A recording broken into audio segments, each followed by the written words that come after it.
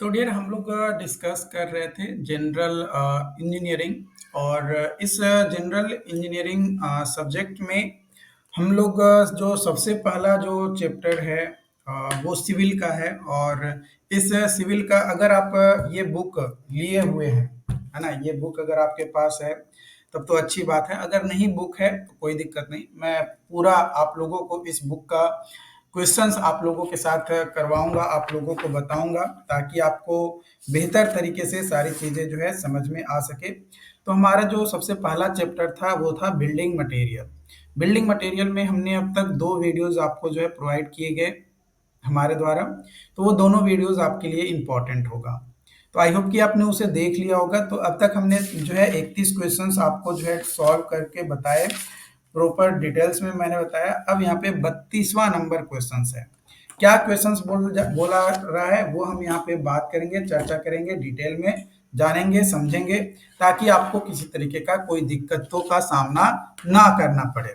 तो देखो, सबसे पहला क्वेश्चन है आज का, बोला जा रहा है कि alumina in bricks, alumina in brick earth gives the BRICS.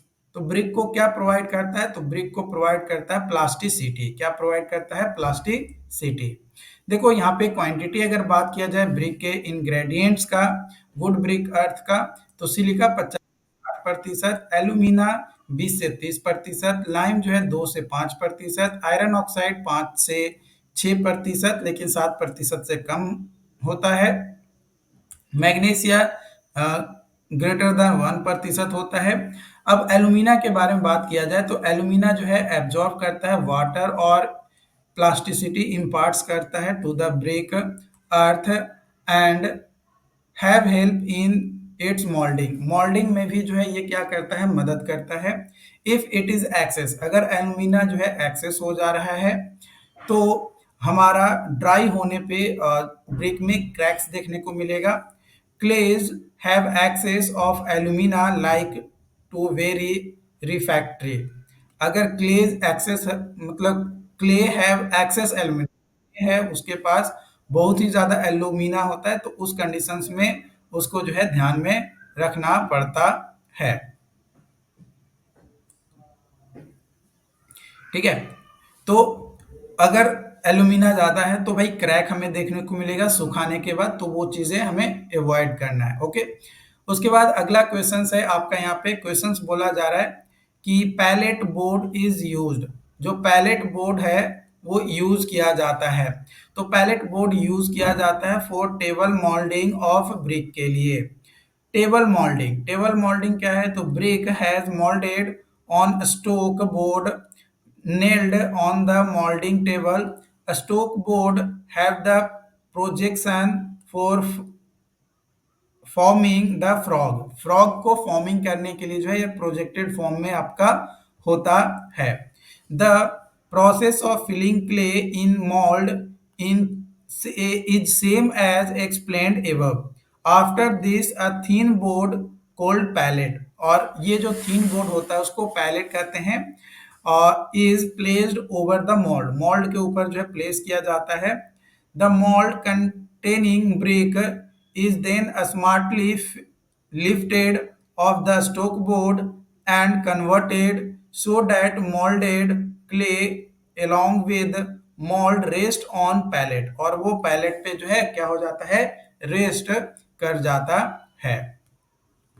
अगला क्वेश्चन है when fat lime is slagged, when fat lime is slagged its volume, तो उसका वॉल्यूम जो होता है इंक्रीज करता है 2 से 2.5 गुना। फैट लाइम और pure lime, fat lime is a pure lime that is made by burning a pure limestone stock rock, limestone rock like chalk, shell, coral. जो फैट लाइम होता है ये कंटेन करता है अप्रोक्स 90% से 95% कैल्शियम ऑक्साइड। फैट लाइम जो है absorb करता है carbon dioxide when it's exposes in air and transferred gets transferred into calcium carbonate. Fat lime has the following properties. First, Fat lime harden very slowly. Fat lime has very high degree of plasticity. Fat lime जो है slacks vigorously. Color of fat lime is pure white. Fat lime sets very slowly if exposure to air. Fat lime slacks rapidly when water is added, giving out considerable heat and making hissing and cracking noise और increase करता है 2 से 3 times of is उसके original volume से। जो fat lime होता है ये यूज किया जाता है in white washing and plastering of wall में। अगला क्वेश्चन है कि process of adding water to quick lime in order to convert its into hydrated lime is known as, तो उसको बोला जाता है स्लैकिंग। क्या कहते हैं? स्लैकिंग बोलते हैं। तो जो प्रोसेस होता है adding water in quick lime in order to convert it into hydrated lime उसको स्लैकिंग कहते हैं। CaO प्लस H2O CaOH का होल 2 प्लस हीट जो है आपका इवेपोरेट होता है। अगला क्वेश्चन है rotating kiln used in manufacturing. Rotating kiln used in manufacturing cement rotates at a speed of, तो जो सीमेंट होता है वो रोटेट करता है एट ए स्पीड ऑफ, तो ये रोटेट करता है 1 RPM से 3 RPM। A rotatory kiln is a pro-processing device used to raise materials to a high temperature calcinations in a continuous process. Rotatory kiln rotates at the speed of 1 to 5 revolution per minute as per the requirement of process. Process में जितना requirement होता है उसके हिसाब से। अगला question है match करना है लिस्ट 1 और लिस्ट 2 को, है ना। लिस्ट 1 और लिस्ट 2 को जो है आपको क्या करना है? मैच करना है। तो कैम्बियम लेयर क्या है? कैम्बियम लेयर पहला पार्ट ऑफ एक्सोनियस ट्री और दूसरा कैरेक्टर।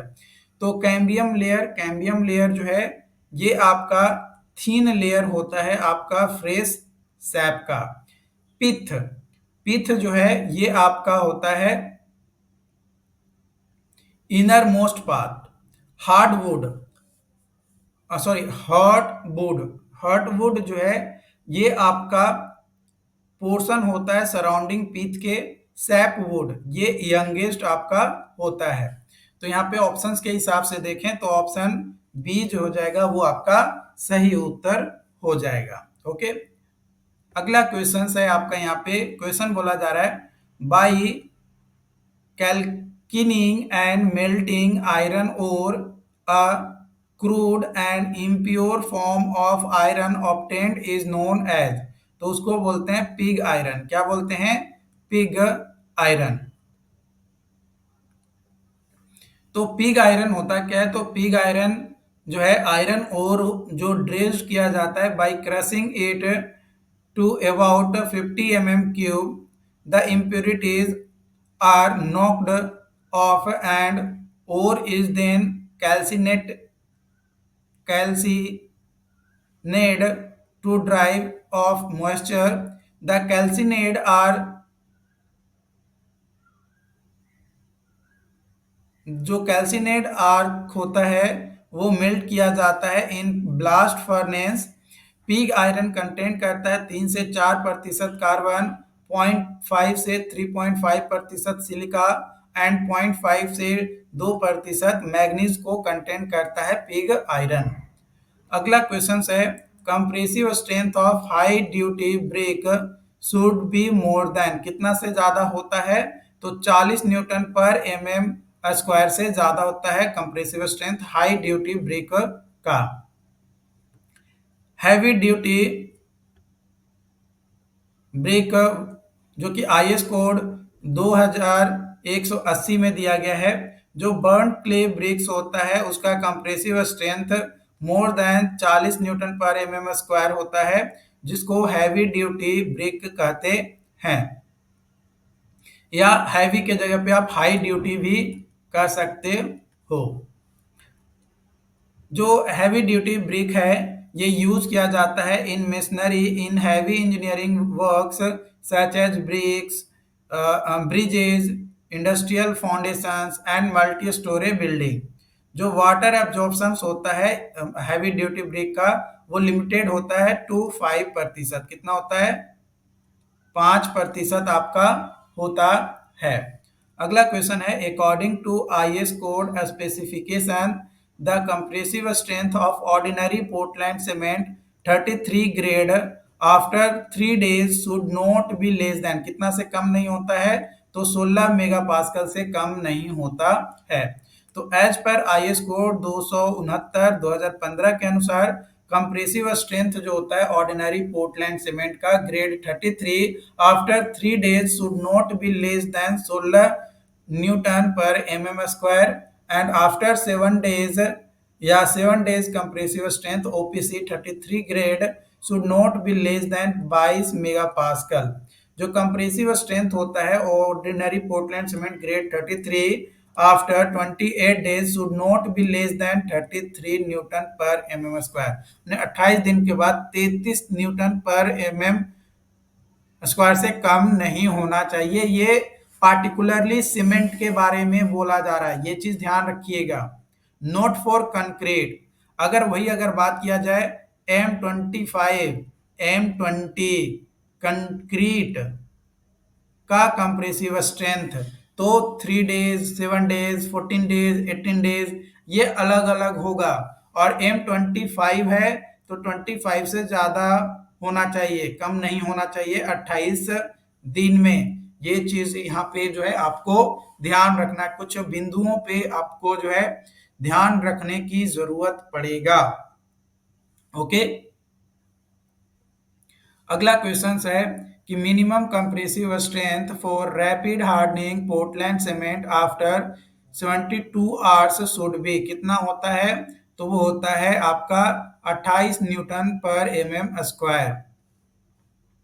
तो जो मिनिमम कंप्रेसिव स्ट्रेंथ होता है रैपिड हार्डनिंग पोर्टलैंड सीमेंट का after 1 day and 3 days should be 16 megapascal and 28 megapascal respectively after casting. अगला क्वेश्चन है कि average life of class 1 timber is, जो एवरेज लाइफ होता है क्लास 1 टिम्बर का वो कितना होता है? तो वो होता है आपका 120 मंथ। कितना? 120 मंथ। तो classification of timber on the basis of average life, class 1 एक ग्रेटर देन 120 मंथ, क्लास 2 60 से 120 मंथ के बीच में, and class 3 less than 60 months, मतलब 60 महीने से कम होता है, या ज्यादा भी आप कह सकते हो। हाँ, 60 महीने से ज्यादा होता है, कम नहीं होता है।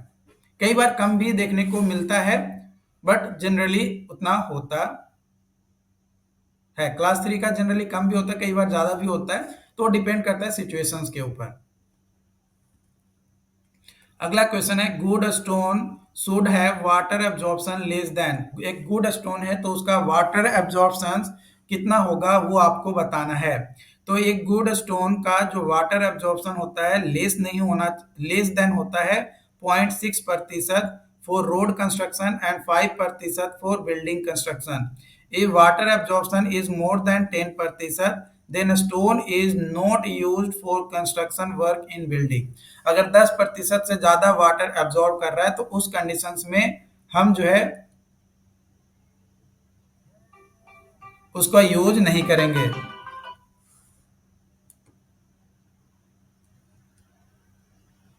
ओके, अगला क्वेश्चन है आपका, यहाँ पे क्वेश्चन बोला जा रहा है कि minimum crushing strength of brick should be, जो मिनिमम क्रशिंग स्ट्रेंथ होगा ब्रिक का वो कितना होता है, या compressive strength of brick should not be less than. तो देखो मिनिमम क्रशिंग स्ट्रेंथ अगर बात किया जाए ब्रिक का, तो जो मिनिमम क्रशिंग स्ट्रेंथ होता है ब्रिक का वो होता है आपका यहाँ पे 35 kg पर सेंटीमीटर स्क्वायर। ठीक है, वही compressive strength of brick should not be less than, तो 3.5 मेगा पास्कल आपका होता है। वही अगर minimum crushing strength required for brick as per B I S 1077 1956 code के हिसाब से देखें तो 3.5 न्यूटन पर एम स्क्वायर होता है। And required minimum compressive strength of building break as recommended by IS code 1077 1957 and 1970 is, तो 35 kg पर सेंटीमीटर स्क्वायर होता आपका है। तो ऑप्शन ए जो है यहाँ पे आपका सही होगा। तो यहाँ पे आप आईएस कोड देख सकते हो, लेस देन और in newton per MM square में एवरेज। तो आपका जो है 35 है तो 35, 30 है तो 30, मतलब जितना ग्रेड का आपका होगा उतना ही ग्रेड आपका वो होने वाला है। ओके, अगला क्वेश्चन है यहाँ पे कि ingredient which imparts hardness and colour to cement, है ना। Hardness and colour to cements कौन प्रोवाइड करता है, तो वो प्रोवाइड करता है मैग्नीशिया। क्या प्रोवाइड करता है, मैग्नीशिया, है ना। ये आपका कलर और हार्डनेस प्रोवाइड करता है। Magnesia imparts hardness and colour to cement. और अल्कली जो होता है वो इम्प्योरिटीज इम्पार्ट्स करता है fluorescence if present in excess. Alumina जो है रिस्पॉन्सिबल होता है for setting of cement. Sulphur जो है मिक्स करता है सीमेंट को unsound and soundness due to excess of sulphur can not be determined. Excess of sulphur को डिटरमाइन नहीं कर सकते हैं, ये चीज जो है ध्यान रखना है। अगला क्वेश्चन है which one of following is responsible for red colour brick. Red colour brick के लिए कौन रिस्पॉन्सिबल होता है, तो आयरन ऑक्साइड जो है रिस्पॉन्सिबल होता है। आयरन ऑक्साइड रिस्पॉन्सिबल होता है रेड कलर के लिए। मैग्नीशिया जो है excess of magnesia imparts yellowish tint colour. And silica जो है स्ट्रेंथ एंड हार्डनेस को इम्पार्ट करता है। और एल्यूमिना जो है प्लास्टिसिटी को इम्पार्ट करता है, प्लास्टिसिटी प्रोवाइड करता है। अगला क्वेश्चन है कि enamel paint is prepared by adding. Enamel paint जो है ये प्रीपेयर्ड किया जाता है बाय एडिंग, किसको ऐड करके, तो व्हाइट लीड या जिंक को यूज करके। तो enamel paints, these paints are obtained by adding white lead and और zinc white as a base material to a vehicle. These paints have better chemical resistance, waterproofing and great appearance। मतलब appearance wise अगर इसको देखें तो appearance भी जो है इसका अच्छा देखने को मिलता है, मतलब बेटर appearance देखने को जो है ये आपका मिलता है। ओके,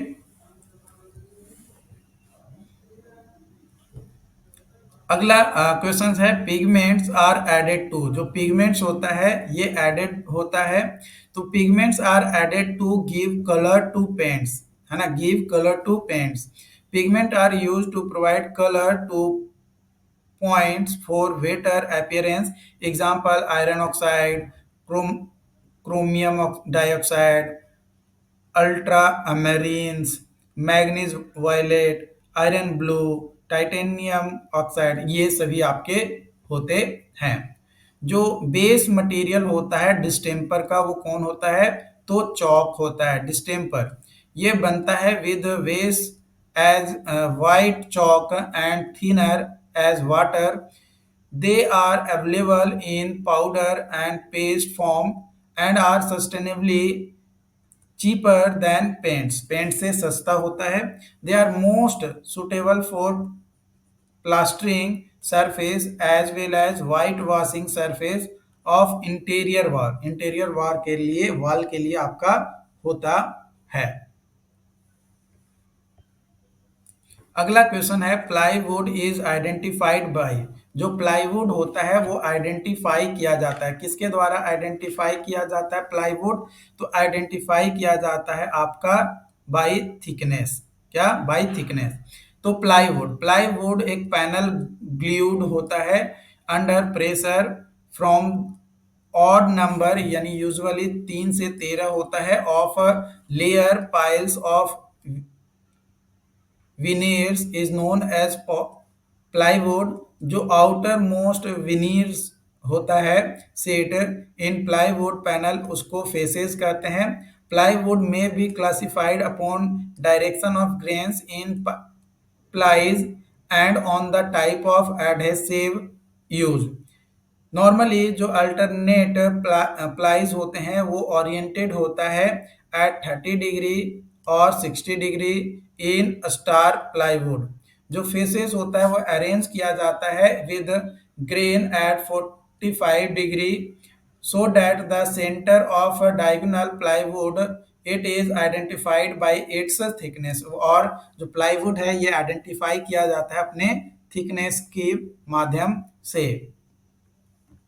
अगला क्वेश्चन है कि जो स्टैंडर्ड साइज होता है ऑर्डिनरी ब्रिक का वो कितना होता है, तो 19 × 9 × 9 सेंटीमीटर आपका होता है, या फिर 190 mm गुने 90 mm गुने 90 mm जो है आपका होता है।